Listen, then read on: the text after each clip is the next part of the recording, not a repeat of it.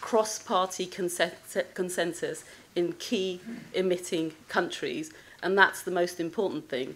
I think in the UK we're very distinctive and unique and actually quite different from the rest of the planet. The rest of the planet is having an almighty political battle, roughly divided between climate skeptics and the right and the long-termist planners, ideologues on the left, and it's a vast political struggle that is taking place all over these very large dots that are here, including in next week's elections.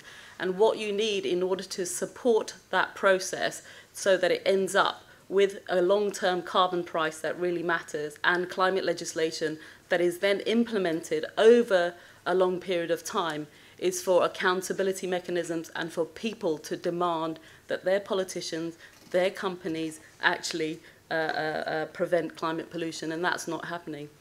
Even in the UK, where we have the benefit of climate legislation, it's very new still, it's still relatively weak in terms of where it needs to go and what it needs to push forward, and it can be unravelled actually over time, and I think we all know how important it will be to keep to those targets.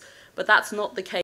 Air, cleaner water, cleaner energy systems goes hand in hand with low carbon development, and I think that will only happen when you get social movements, NGOs and others to really tackle the vested powers in those countries and in the global.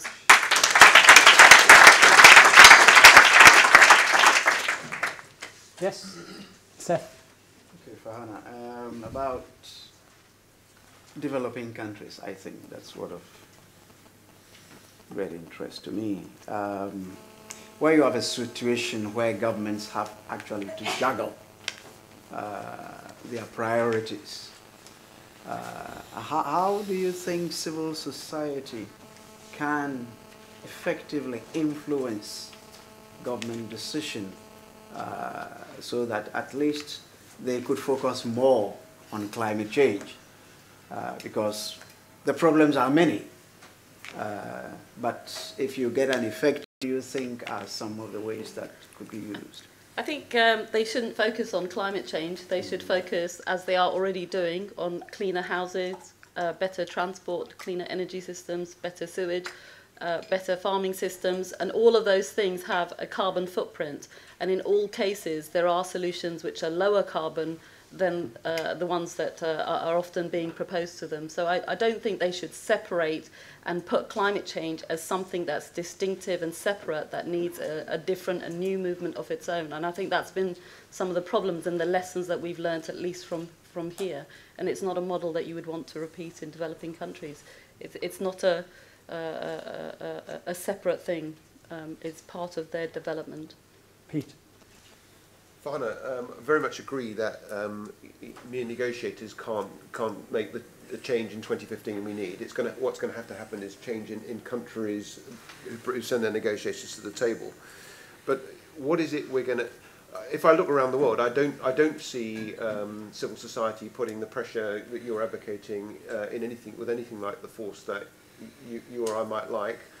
I see very strong pressure coming from elements of civil society in the opposite direction. So it sort of step up a gear in pressing for the kind of. For example, in China. Well, I think China is different, but I think people in China, there's a very large movement actually of people campaigning in the Chinese way against destructive power station, against pollution. So it's very much an interest and an issue that is dear to Chinese hearts, as well as the development we are told pursuing. It's been an issue that's been neglected. I think in the run-up to Copenhagen, in the run-up to Kyoto, you had massive pressure and you had an increase in advocacy and resources, and all of that has been wound down in effect, generalizing in Europe, pretty much. There are no campaigns happening in Europe, okay? This is one of the reasons why climate change is no longer on the agenda. And I don't think you're going to get a big enough build-up of momentum unless that kind of campaigning occurs here. In developing countries, it must be part and parcel of very different struggles, and we have yet to unite the climate movement in a way that can really assert the kind of pressure that we need. Otherwise, we are you know, walking into an incremental is still useful, is still relevant, but it isn't really going to change the time frame in which global peaking occurs, for example, and we'll only do that in a completely different way. I think, you know, I'm just reading things that are coming across from the US election. In the US, it's much clearer, and in some ways it's less fuzzy, it's more fuzzy here. I mean, in the US, you have big oil and the big fossil fuel interests totally dominating the political system, and we see that less clearly here. We don't have the Koch brothers equivalent here, but I think you have to have a real look at the political economy here and see what has happened from the early optimistic days where we put the EU ETS on the legislation books to what is happening now. I think now most of those mechanisms are not delivering the kind of change they were meant to deliver, and a large part of that is to do with the very heavy-handed behind-the-scenes lobbying in the more British style or the more European style that has happened in the last few years, and the fact that the EU has not been able to raise its level of ambition to come to Doha, hopefully with a very clear set of part of the problem. Why has that happened? Okay, thank you very much. Round of applause. Do you get a round of applause? Yes. You know, next year I want to be a judge because there's so many questions I want to ask. Lawyers to the rescue. Yeah, I think in order to save the planet from human destruction, it would be a mistake to focus only on the climate change negotiations, because there are other fora and legal entry points. Just to mention a few, the International Maritime Organization or the UNESCO. Recent research also indicates that the so-called greenhouse gases are only responsible for something like 60% of global warming, while 40% can still be contributed to more traditional air pollutants. The Montreal Protocol for the protection of the ozone layer is usually cited as one of these success stories in international environmental law. And yes, lawyers have success stories to tell. It's been created under another framework convention, the Vienna Convention, to protect the ozone layer. And under that convention, states are required to take certain measures against adverse impacts, and one of these adverse impacts is also the change of the climate. So I think with a bit of creative legal interpretation, there might be other entry points, and it might be possible for the international community to use other fora that are less polarized and less complex than the UNFCCC. In the UN General Assembly, Palau has just started or launched an initiative at the end of last year to request an advisory opinion from the International Court of Justice on climate change damages. There's been a similar request in the 1990s on nuclear weapons, and as a result of that debate, all the parties to the Non-Proliferation Treaty at the time agreed to renew this treaty indefinitely. So I think the debate that might take place around such an advisory opinion and the opportunity of countries to make submissions and beef up such a case would potentially create a lot of political pressure that might then, when you develop your new funding program, make sure that there's a program that outlines the existing legal mechanisms and enables negotiators to strategically use the different entry points that there are. And to just, if you bear with me for one more idea, just think about a climate litigation in the US for a moment. And you know, whether it's a community in Indonesia or local authorities on the Philippines, taking to court, you know, energy companies or authorities in the US. I mean, how soon do you think, or what do you think that might maybe help to create an agreement before 2015? I mean, I think potentially yes. Well done. Thank you very much. Don't go away. Stay there. Judges? Richard. I'd like to probe the timescale here. I mean, Can we really expect your solution to accelerate things, or is there a real risk that it will slow the process down? I'm fairly optimistic that nothing can slow us down any further. The notion that we should use other fora is one we would certainly support. But it's not simply. I would suggest it's not simply a question of changing the law. So if you take, for example, the Montreal Protocol, we have been seeking to give Montreal Protocol responsibility for HFCs, which would save a gigaton in 2020 for years, but it's been blocked politically by a couple of very large developing countries. Similarly, things have moved extremely slowly in IMO and ICAO, arguably much more slowly than in the UNFCCC for political reasons. So, I think I would just.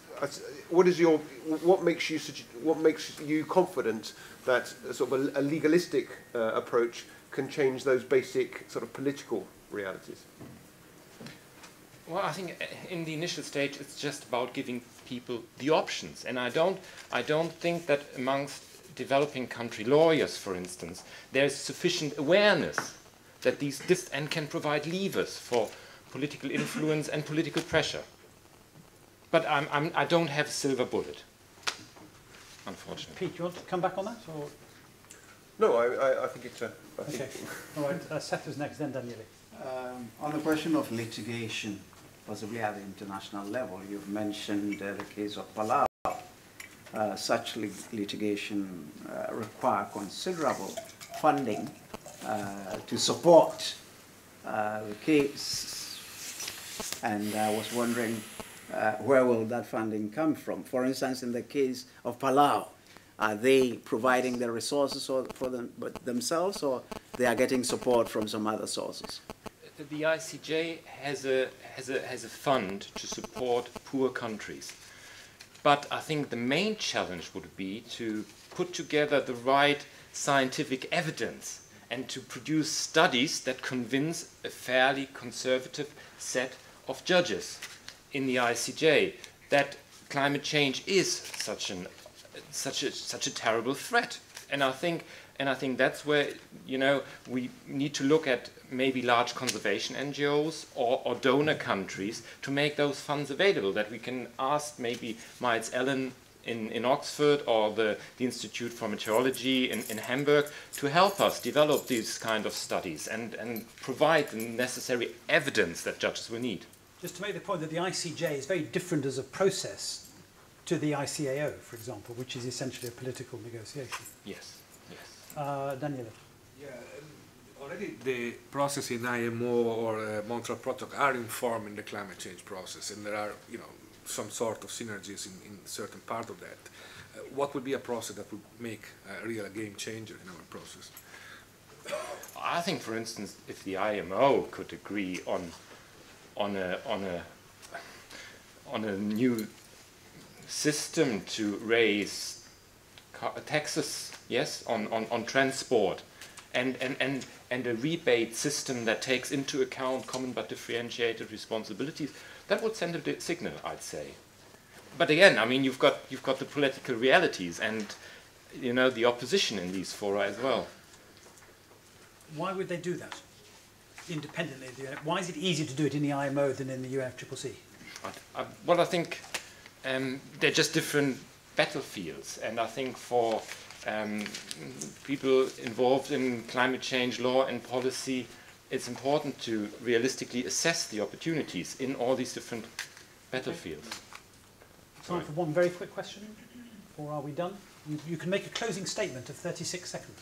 Well, if you've given me, you've given me an opportunity, so I want to just quickly mention one other initiative that probably hardly anyone knows about yet. The International Law Commission is embarking on a process of developing draft articles for the protection of the atmosphere. And that's potentially big, but quite frankly, who's heard about this? You see, and that's exactly why we need that kind of structured capacity building and this kind of training that allows people to assess different options and use them creatively. Thank you very much. Very good. Round of applause. Louise, what are the advantages of agreement by consensus as opposed to... Yes, thank you, Simon. Well, ladies and gentlemen, distinguished members of the jury, today we are gathered here with probably over 90 people in the UNFCCC. Agreement needs to be reached with 180 states. Do you think this is effective? Is it efficient? I propose that more attention should be given to the possibilities of voting within the UNFCCC, at least on sub-items. This is likely to greatly speed up decision-making and to shift the attention and the negotiation dynamics away from the spoilers. And spoilers we have in the UNFCCC. In Copenhagen, we saw that just a few countries, among them Sudan, Venezuela, and Bolivia, and they are just responsible for a negligible share of emissions, spoiled the party by blocking the adoption of the Copenhagen Accord. Some have argued this was only possible since China allowed them to behave like this. But others have pointed out that states with very specific interests, like for instance the OPEC countries, have regularly acted as spoilers in the UNFCCC process by slowing down the process, attaching much attention to procedural questions and so on and so forth. These people have called for majority viewpoints to be considered consensus. So to consider the issue of using voting or at least having consensus by allowing states to abstain from the process. Of course, without having consent of the big emitters, a state cannot be obliged to pay or to implement costly mitigation policies. Nevertheless, minorities should not be able to prevent majorities from international cooperation in climate change. In other systems, such as the EU, the UN Security Council or the IMF, majority decision-making, with some caveats attached to it, is already in place. In my view, this practice should also be extended to the climate negotiations, or at least it should be considered more and paid more attention to. Well, anyway, I thank you very much for your attention. Fortunately, I didn't understand the meaning of the expressions "dragon's den" when I accepted this invitation. So that helped a great deal. Thank you very much.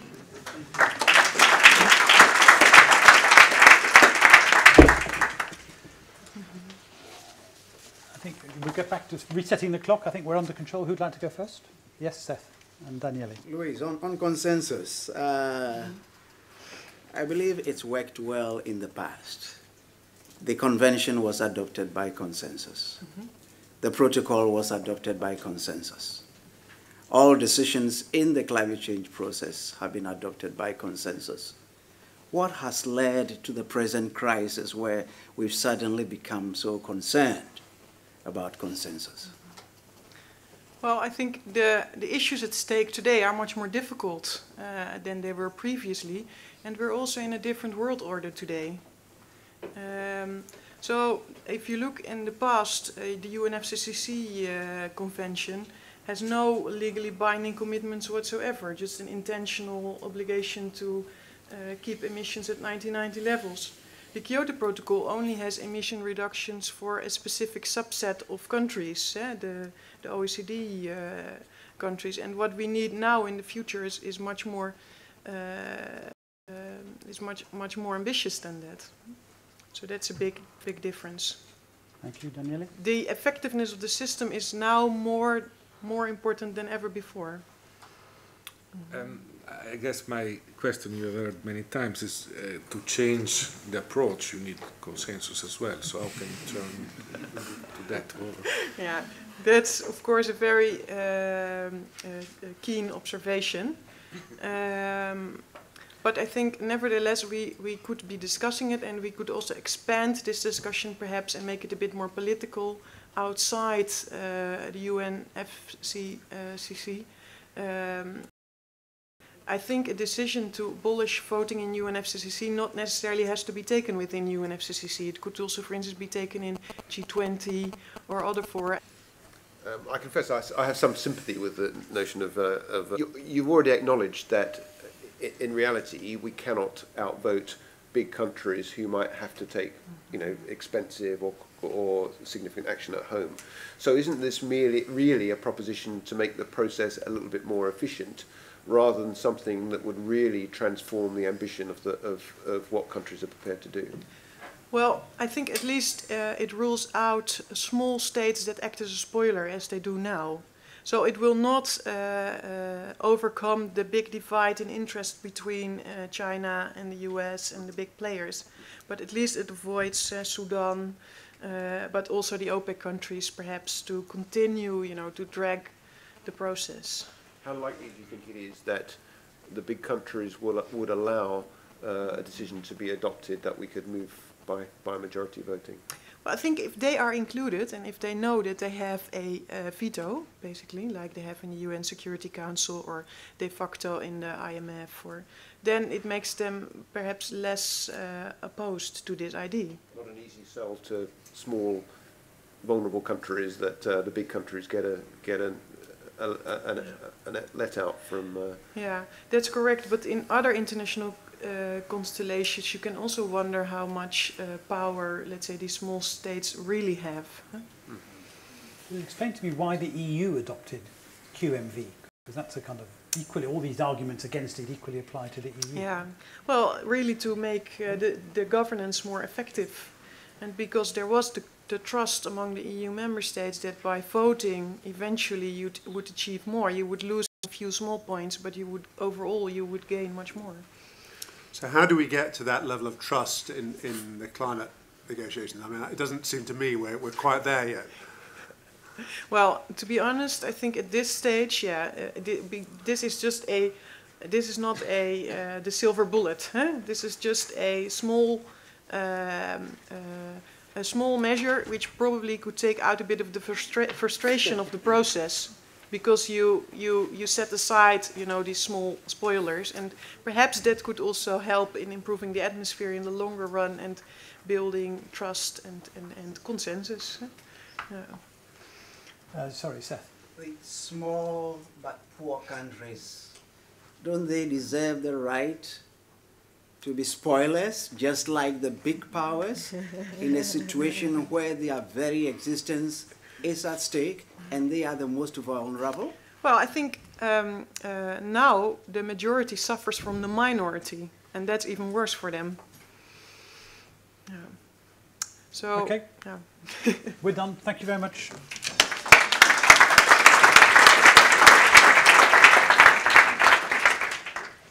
Okay, our next speaker is Robert, whose title is National Climate Change Legislation a Prerequisite for a Global Deal? Well, thank you. I've just come from the LSE, giving a 1-hour lecture, and I barely made 2 arguments. So I'm not sure about if this format works for me or if I'm the right person for this format. Okay. Oh, the clock's ticking. I'll get straight to the point. The main argument is that I think to be effective, climate policy has to be rooted, anchored in national policy. There's a simple reason for that. Mitigation on a global scale is going to be costly, and that cost will have to be borne up front.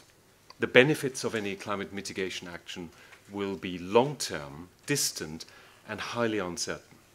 And so in this scenario, states, if they are to commit to this kind of action, need 2 things in place. One is a strong domestic consensus on moving forward on mitigation, and B, at least a significant amount of business support for taking such action.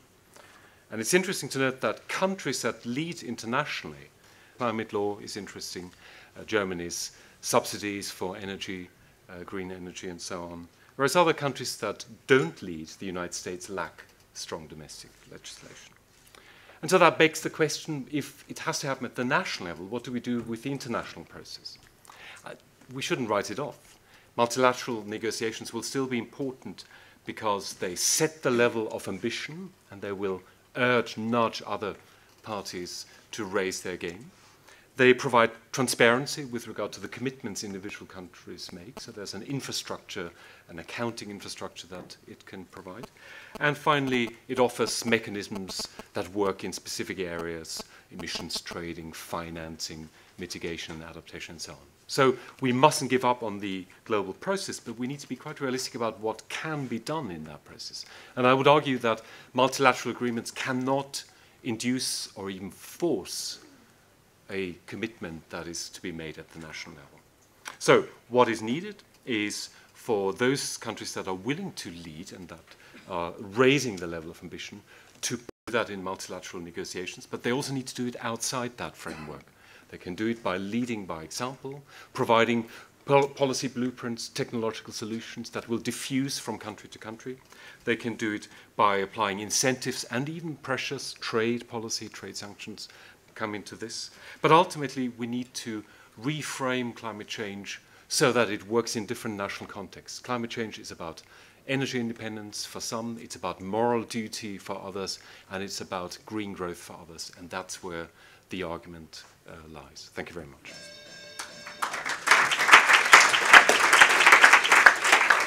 Just think how pleased all your students would be if you did all your lectures in 3 minutes. Is this being recorded or what? Who's going to go first here? Richard.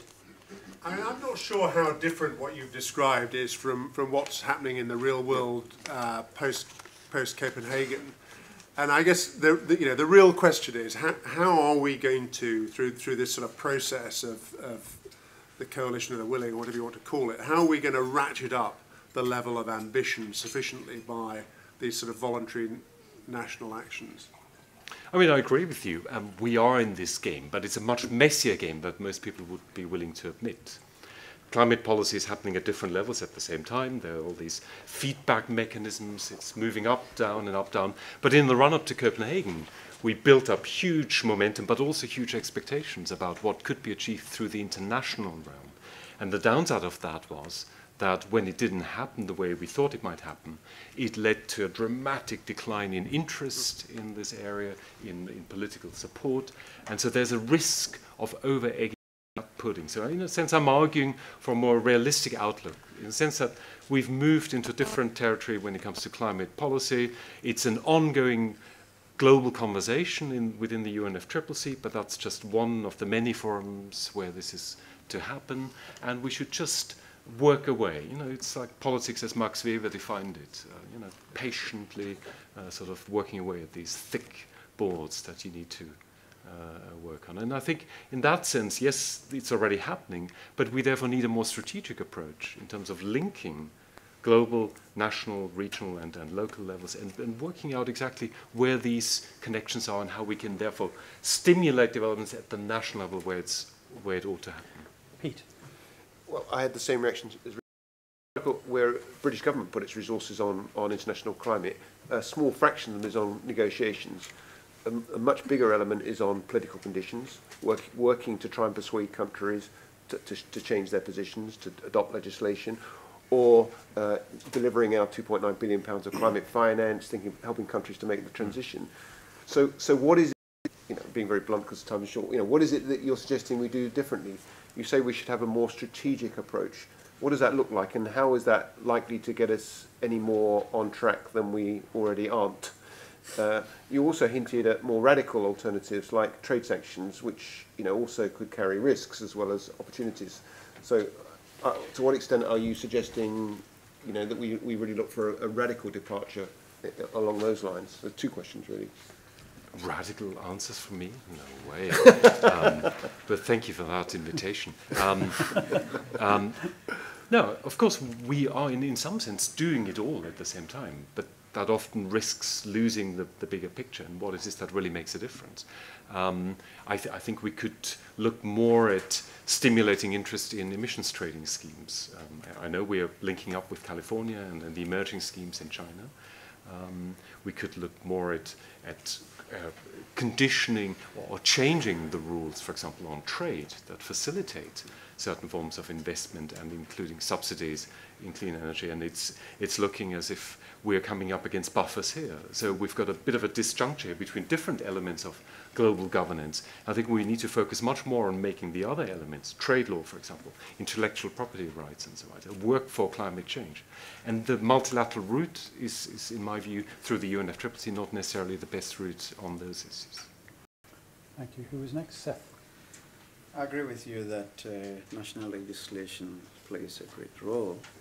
But when it comes to enacting the law, there are a number of options. You've got a situation where in a lot of countries there are facets of legislation in various sectors, and others also have come up with sort of consolidated legislation that addresses various aspects of climate change. In your estimation, which one would you consider an effective way to go? I know. Enough, given time to answer. Yeah. A tough one. I'm not a lawyer, so I probably need to hand back to a lawyer on the panel. I guess each country will come up with its own framework. I mean, the Chinese are very good at 5-year plans. They sometimes sometimes underproduce at the end of the 5 years. Different countries will find their own way. We have to think of different legal traditions. So again, it's a plea for flexibility and not misreading variable outcomes as a failure to harmonize and integrate. I think we need more experimentation, more variance in the approaches we try, more attempts to suit local conditions. That's the main argument. Okay, thank you very much. Round of applause. And last but not least, Bridget's going to tell us about how we can change the culture of the negotiations, I think. Players in the political theater, I would say, of the multilateral process. It often assumes that those with the most experience of the process are the most capable of engaging in it. And I think we need capacity building to transform the process into one that critically values the inputs of diverse perspectives and expertise. Secondly, the dichotomy between civil society and member states must be dissolved. At present in the negotiations, we have bigger nations who define the basis on which they participate, and civil society, including women, youth, farmers, indigenous, advocating from the outside. And there are other methods for how states and stakeholders could work together that member states need to know about, that they need to be encouraged to have, and maybe even have civil society on their delegations. Thirdly, I think we need specific resources to allocate to delegations to support transformative representation on their delegations, mirroring their own unique populations. At present, there are countries where the evidence is very clear that women and youth and other communities of marginalization are not only going to be the most impacted by climate change, but have the solutions and the perspectives necessary to find out how we can combat climate change.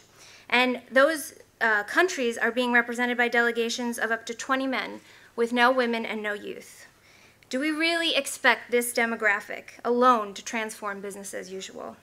Beyond capacity building, we need resources to support delegations to bring in this cross-cutting social justice and human rights. As individuals, we can only accomplish so much, but if we meaningfully include others and diverse opinions at the table, we can transform and embody social equity and environmental consensus making. And these are the solutions that could actually tackle this problem. Very good, Bridget. Thank you very much.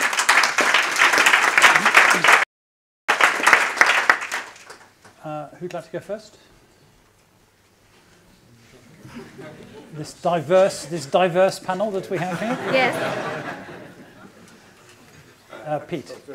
No, please, after you. I was just going to say, thank goodness I'm not wearing a blue suit. I mean, I'm sympathetic with a lot of what you say. I mean, particularly, I like the idea that many of the solutions at a local level are in the hands of diverse populations and groups that have little or no say in the process. And I think there is more that needs to be done to support them. But I just wonder whether in the negotiations is a way to do it, because I just can't see this getting to clarity or decisions any quicker. And I can't see the existing negotiators accepting this process. I mean, how do we get from here to there, I guess? Just to clarify your question, if I may, she made 2 points, Bridget. One was about diverse delegations, and the other was bringing outside representatives into the circle. Which of those are you querying? I can't... How do we get from A to B on both those points? I think it's a critical question, and I also think there's two things. I think I go back to nothing could make the process any slower, which I think is a great question, a great answer. But also, that there are other models for the way that these processes work in terms of how civil society can engage in the process of negotiations. I think the civil society mechanism of the FAO Committee on the World Food Security is a great example. They have 3 tenets being inclusiveness, strong linkages to the field, and flexibility. And I think you can't look at the fact and say that if we try to include all these diverse opinions into the negotiations, how is that going to help us build consensus anymore? Right now in the process, civil society is relegated to 2 minutes at the end of every single negotiation to give what is basically a token intervention. And nobody, you know, it's not fostering any sort of engagement. You're talking about experts, stakeholders who have something really valuable to add, who aren't being included in the process meaningfully. And I think that if we look at these, you not maybe understanding other models is exactly why I think the argument to, and I'm not calling you out like that, but it's the argument to make member states more aware of what the different ways that civil society can engage with this process, how it could be different. And it's to allow, you know, collectively, that's exactly what, collectively we're so constrained by our experiences and our perspectives. And right now we focus on who knows the process best, are the most able to figure out what the climate change agreement's going to be. And I think that that's an absolutely futile way of trying to come to consensus. Okay, thank you. Who's next? Was it Pete or Daniele? Yeah, whatever.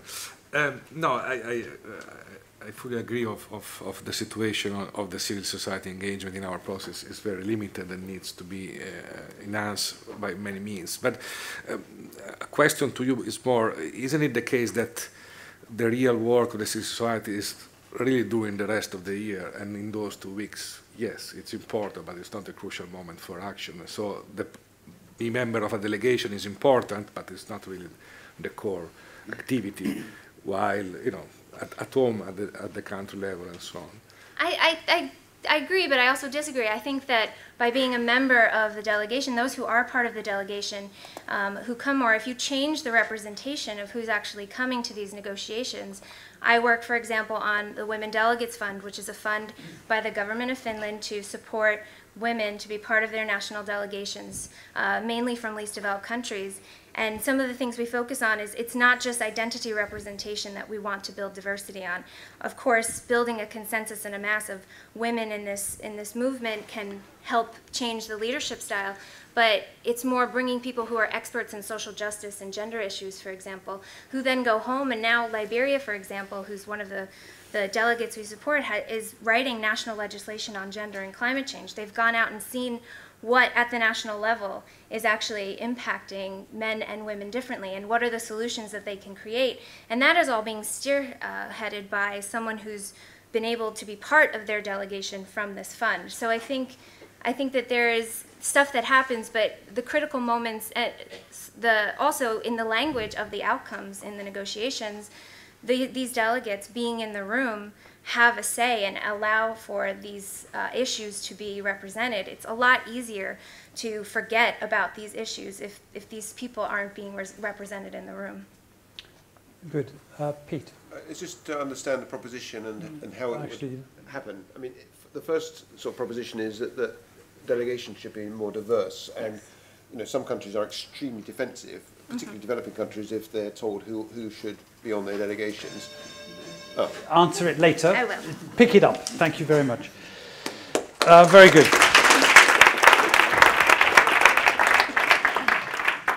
You've heard 7 proposals and some questioning, reasoned and mature questioning, and not quite as aggressive as I expected, but still very interesting questioning of these proposals. It's now your turn. I'm going to pick up some also that have come in from people watching outside the room. I suppose it's important to say that we've had 7 proposals which are not mutually exclusive. Bridget has argued for more women. Nobody, for example, has argued for more men. So we could have a bit of all of these. And just to remind you, Mark Kember went first and talked about the need to reframe the whole debate in a positive way, to offer wins to people and to create coalitions of those who would bid upwards, not downwards. Jose said, you know, unanimity is perverse, but also the groups we've got are not able to deliver the deal we need because they are actually themselves too diverse and not giving us the opportunity to make alliances. For example, he said, of people who want a really ambitious outcome. And so we should enable that to happen and put a little bit of pressure on the people who don't want an ambitious outcome to be drawn into that process. They're all going to say I've misrepresented them, but broadly speaking, these are my notes. Farhana made a really important point about how change happens. And she said that you can put people in a room and negotiate, but unless there is some sense of outside pressure on the negotiations through social movements, and particularly around issues of pricing of carbon and domestic legislation, then there will not be progress. And so we should find ways to encourage social movements. Christoph said, you know, the negotiations are fine, but actually there are other fora and there are legal instruments we could use in order to deliver change. And he cited the case of Palau, but also looked at the International Law Commission. We can use legal processes and existing legal treaties in order to drive change, or existing legal instruments at least.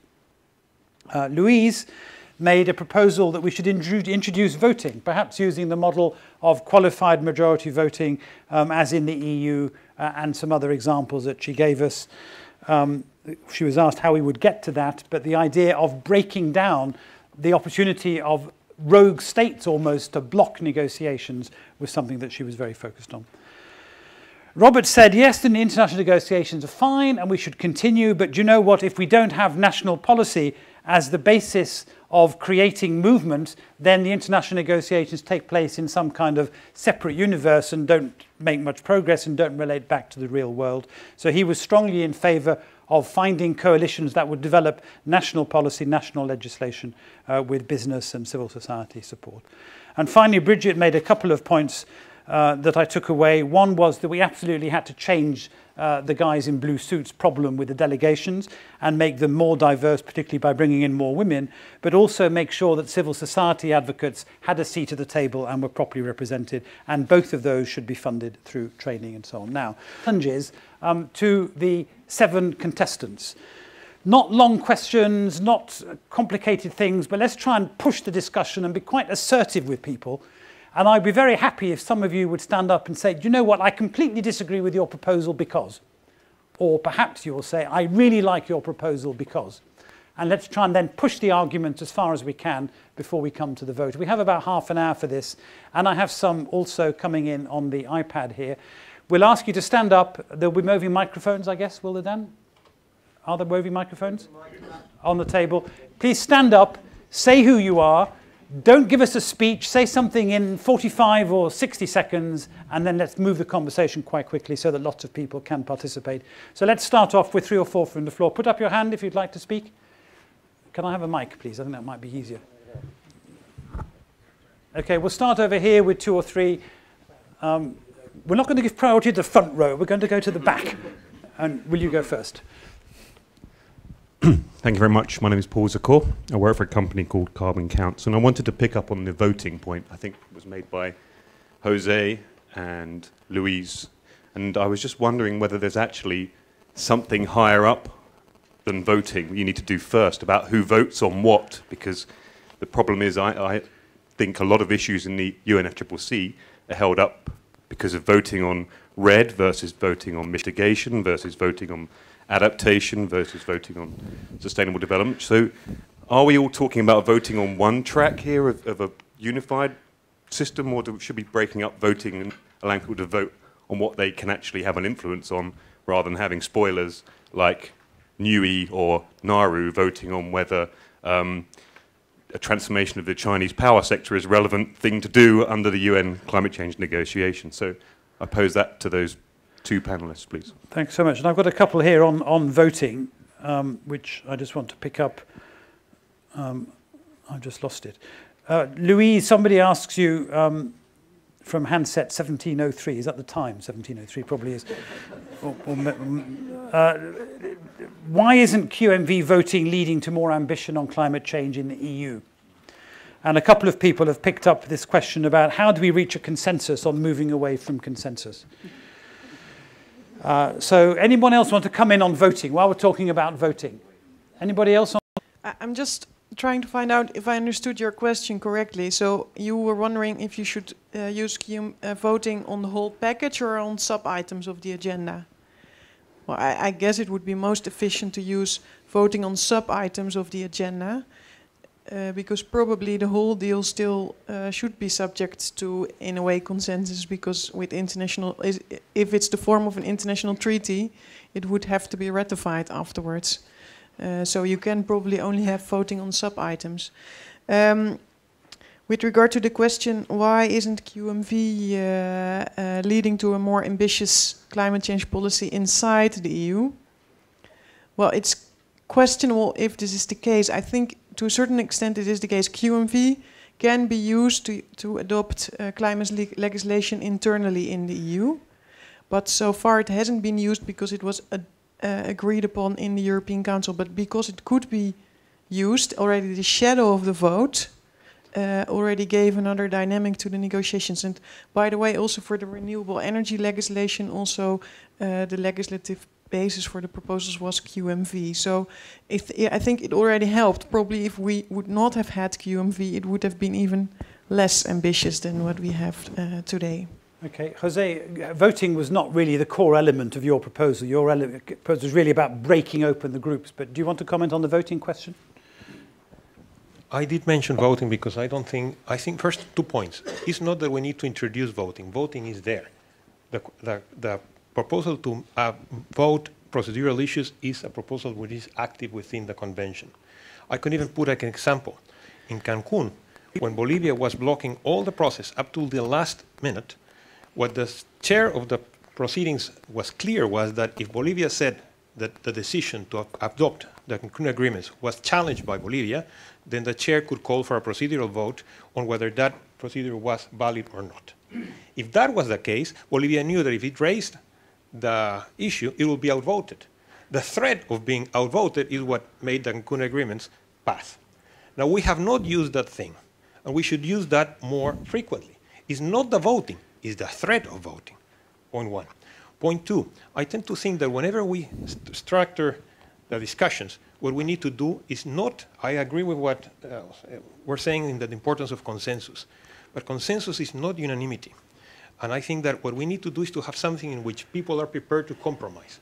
And when you need to be compromised, it's because the alternative is worse than the compromise. So we need the alternative. Okay, now put up your hands again if you want to speak. Let's come down. Now, I was so rude to you before. Come down to the front and we'll take a couple here and see where we get to. Would you like to go first? Hi, Abid Kamali.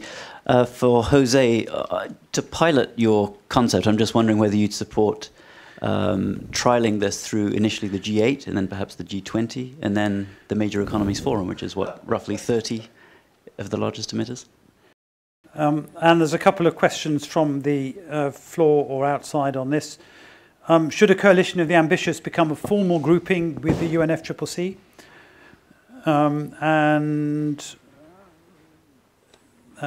That'll do, I think. Well, no, that's something else. Does anybody else want to come in on this question of groupings? Yes, please. Is there a microphone? Can you borrow one from there? Thanks. Katie Kushakshi from Carbon Finance. Just maybe picking up on Abid's question, I mean, do you think it is better to try to trial out, or I don't even know how you could go about getting such a regrouping, a reclassification done within the UNFCCC, but presumably it wouldn't happen in time for this 2015 deal that everyone's meant to be working towards. So how do you view the process unfolding in the kind of timescale? You know, lots of people think that Durban marked the death of the G77 and the whole thing fractured. And indeed, even the Africa group has had some difficulty because there are many different interests within the Africa group. But was it in Beijing the other day that the G77 plus China met again and are trying to regroup? No?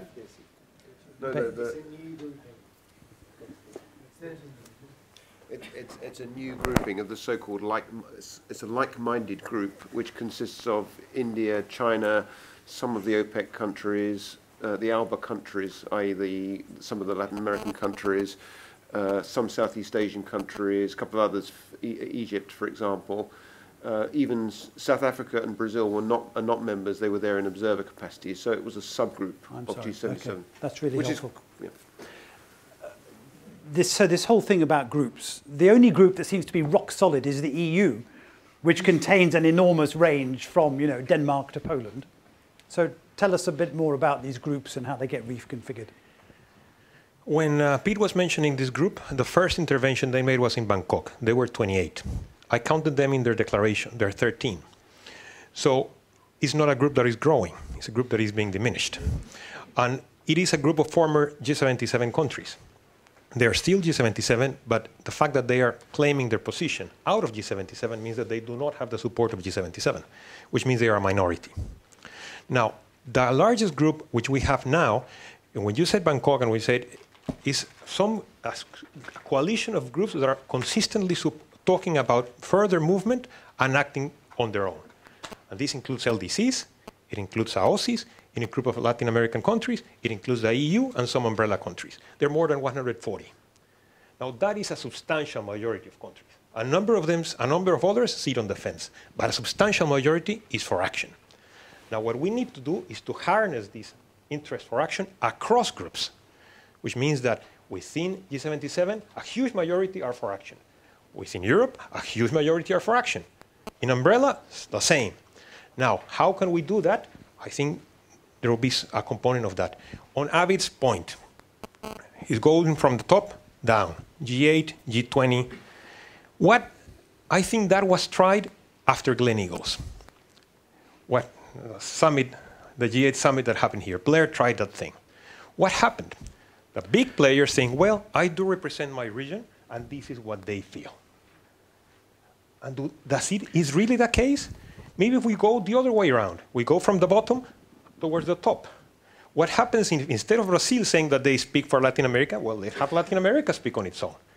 If we instead have China speak for Asia, why don't we have Asia speak on its own? And we will see that it's not China, it's Asia that thinks in a different way. It's not Brazil, it's Latin America that thinks in a different way. And these majorities are not necessarily Brazil, China, or India think, because they have a seat at the table, and there are a lot of people that would like to have a more proactive view. It's an inclusive thing. The Africans have a very good saying, that everybody has to be represented for the deal to be effective. Well, that's right. Everybody has to be represented. So if we have pressure coming from the bottom, those on the top will say, well, it's not really the case that we can play it on its own. I have nothing against playing with the G8 and the G20, but I'll build momentum from the bottom up so that when it goes to the G8 and G20, they know that, well, there's more to this game that we little group here. Okay, thanks so much. There was somebody else in the front row. Yes, please.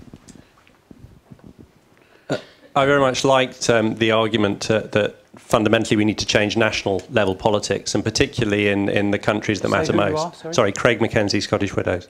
Particularly in the countries that matters most, like the US. But I haven't heard any kind of radical suggestions for how we do that. And just to put one on the table, the key issue in the US is a blocking Republican majority in the House of Representatives, financed by the Koch brothers. Why don't we create a fund for the election of climate-friendly Republicans? I was going to say something, I just remembered I might be on camera, so I won't say it. This is about how do we build really momentum around change. And I've got a couple of questions for Farhana around this, about civil society. Really about how you think this might actually happen. Have you hope that civil society can deliver? What's the role of youth? What kind of accountability should we introduce? And how do we encourage more civil society pressure in practice? And maybe the answer is to fund people from different political parties. Is there anybody else on this issue of political movement? One there, two or three. Please, are you on the same topic? Yep. Andrew Ross from Global Garden. I'd like particularly to pick up on Mark's point on the developing coalition between corporations and cities, the development of megacities globally and the political power that they have.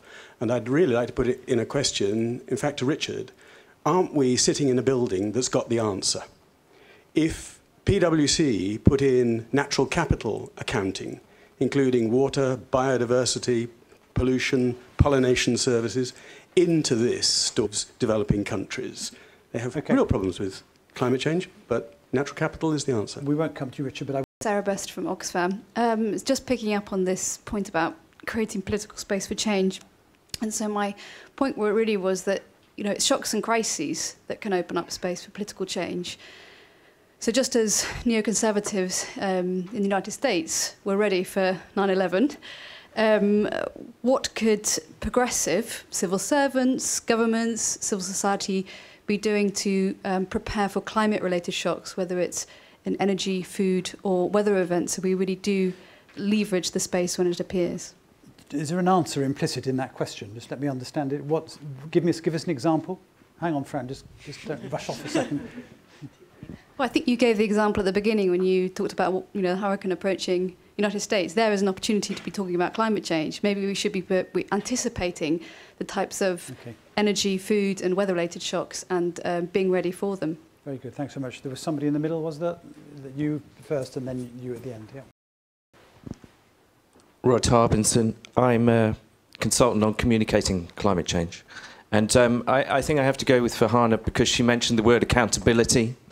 And I think that no matter how much you talk about the mechanisms within, the framework, as good as it may be, it only reflects a wider eco-political reality around the world.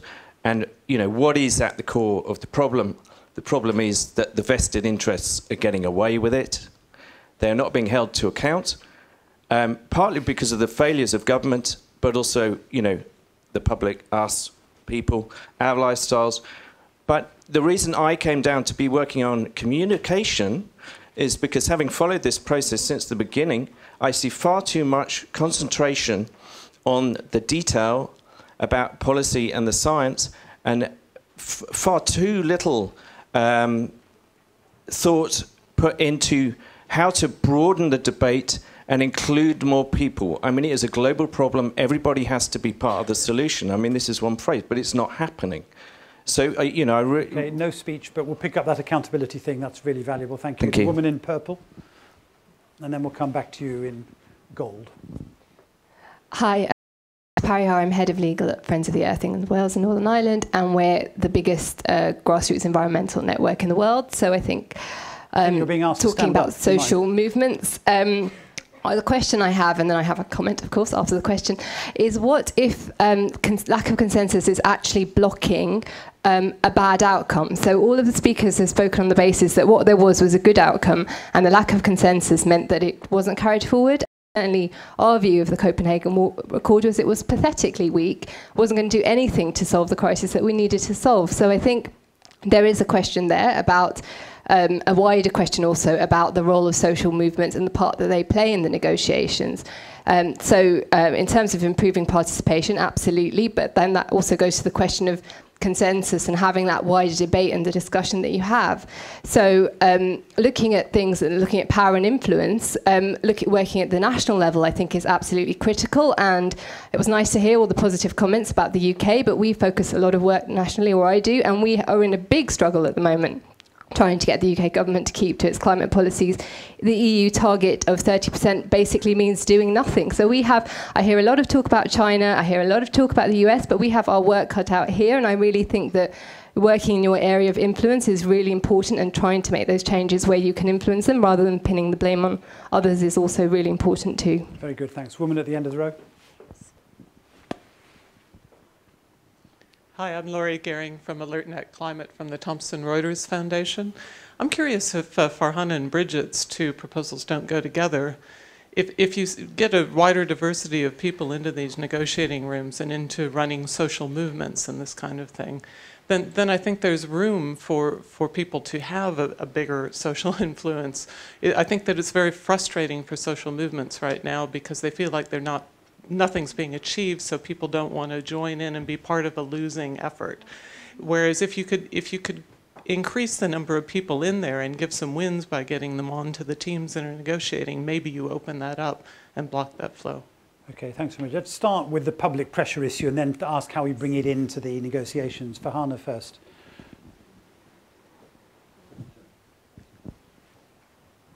Is it on? Okay. I think bringing people in is really key. Bringing them all to a COP in Doha or Cancun or Copenhagen is not the same thing. And I think what we need to do is find a solution to that. They're not the same. I agree 100% in a very short comment. There is very deep-seated systemic discrimination and a glass ceiling in the UN and in delegations. And that is one of the reasons why that decision, which I had something to do with, actually, in Marrakesh came about. It was to try and redress that balance. So I think there's a straightforward issue of discrimination going on, and that's a separate issue to this more broader, inclusive politics that Bridget is also talking about, which I totally agree with.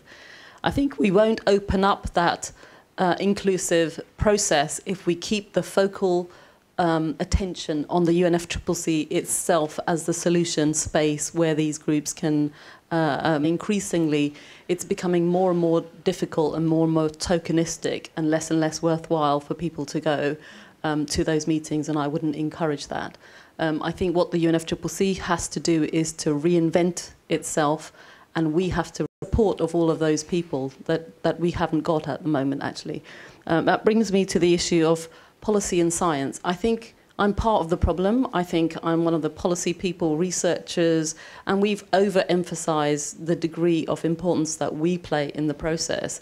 You know, one more report, one more bit of research, one more book, one more IPCC report, and we'll just nudge it forward. Yes, that is important, but at the end of the day, no powerful country or elites or companies gave up that privileges that they had without real struggles. Nothing. No, you name me an example. Nothing. You will not be able to give me an example where there was a straightforward handing over of benefits or a reskewing of benefits. And my final sort of comment is really, I'm struggling myself with how to take part in these negotiations as an insider. But at the same time, you know, our economies are melting. We have had the financial elites kick us in a very, you know, sensitive place that will result in real damage to our future generations for a very long space of time. And a lot of those very powerful vested interests are also aligned around the natural resource unsustainability nexus too, and that includes climate change. So I think for all of those reasons, it's very necessary to bring all those dots together, and we're not really doing that in the climate space at the moment. And the UNFCCC is itself, I think, giving a misleading impression that each year we can kind of just get there. That's not to say it's not important. It is important, but we're really not going to solve the climate problem, which is what this question is about. It's about saving the planet. It's not about saving the UN process. Pick up this point about should we be funding advocates in different places? I think definitely there has to be a response. My other hat, a sort of ex-hat, is I've just been working for sort of almost 3 years in a private foundation, and the foundations and other governments did pour in a lot of money, I have to say, but not enough and not systematically and not long-term, and it was very ad hoc and patchy, and that's one of the things I think needs to be redressed. Okay, thanks. Bridget, can we just give you a very quick word because we're going to go to voting?